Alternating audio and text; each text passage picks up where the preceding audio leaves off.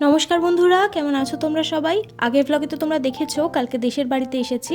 তো আজ দুপুরেও এখানে একটা মহোৎসব আছে, তাই বৌদি, আমি আর ছোট্ট আয়ুষী দুপুরবেলা যাচ্ছি মহোৎসব খেতে। দেখো এখানে হরিনাম বসেছে, খুব ভালো লাগছিল, কিন্তু কপিরাইটের জন্য আওয়াজটা দিতে পারলাম না। কত মানুষ এখানে বসে প্রসাদ গ্রহণ করছে। অবশেষে আমরাও বসেছি প্রসাদ গ্রহণ করার জন্য। বাড়ির সবাই রেডি হচ্ছিল, তাই আমরা একটু তাড়াতাড়ি খেতে চলে এসেছি, কারণ খাওয়া দাওয়ার পরে একটু বিশ্রাম নিয়ে বিকেলের দিকে মামার বাড়ি চলে যাব, কারণ ওখানে আবার আজ রাতে মহোৎসব রয়েছে। প্রায় বিকেল 4টে বেরিয়ে পড়েছি। আমি আর মা যাব মামার বাড়ি। কাল পিসিও এসেছিল রাতের বেলা, তাই পিসিও আমাদের সাথে বেরিয়ে পড়েছে বাড়ি যাবে বলে। ভালো রাস্তা রয়েছে, তাও ইচ্ছে হলো তাই মাঠের ওপর দিয়েই যাচ্ছি, কারণ খুব তাড়াতাড়ি পৌঁছে যাওয়া যায়। আর দৃশ্যটাও কিন্তু অপূর্ব, চারিদিকটা সবুজ, তার মাঝখান দিয়ে চলে গেছে রাস্তা।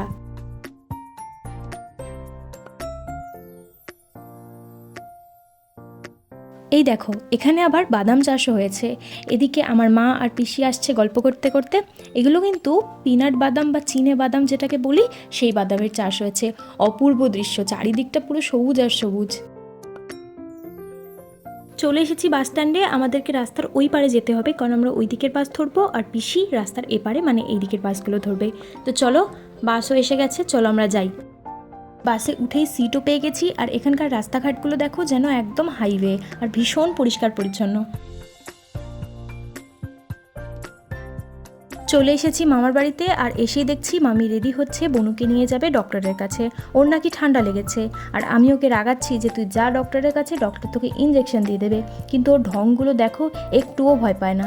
আসার সময় মা ওর জন্য চকলেট নিয়ে এসেছিল, সেটা পেতেই কি আনন্দ।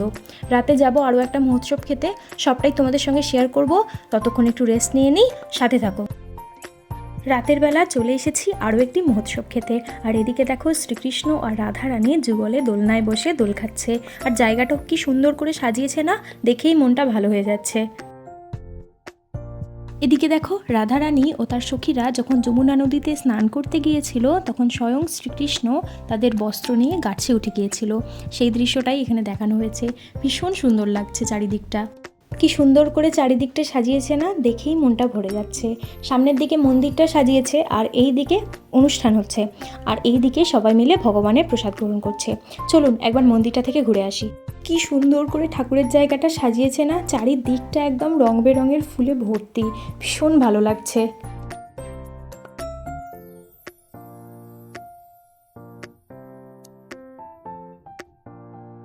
এখনও পর্যন্ত যত জায়গায় আমি দেখেছি এইভাবে ভগবানকে সাজাতে, তার মধ্যে এটা হচ্ছে সেরা সাজানো। সত্যি বলতে গেলে মনে হচ্ছে যেন বিয়ের বেদি সাজানো রয়েছে। যে সাজিয়েছে এই পুরো মণ্ডপটা, সে কিন্তু ভীষণ ভালো সাজিয়েছে। তার হাতের গুণ না করলে কিন্তু একদমই চলবে না। তার হাতের কাজ কিন্তু সত্যিই ভালো, দেখে একদম মুগ্ধ হওয়ার মতো।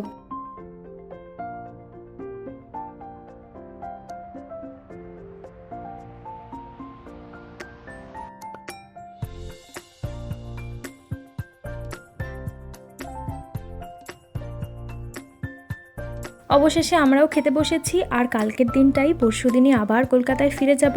তার আগে এটাই শেষ মহোৎসব। খাওয়া দাওয়া কমপ্লিট করে সবাই মিলে এখন বাড়ি ফিরছি। কেমন লাগলো আজকের ভিডিওটা অবশ্যই কমেন্টে জানিও, আর ভালো লাগলে চ্যানেলটা সাবস্ক্রাইব করে ভিডিওটা লাইক করে দিও। দেখা হবে পরের কোনো ভিডিওতে।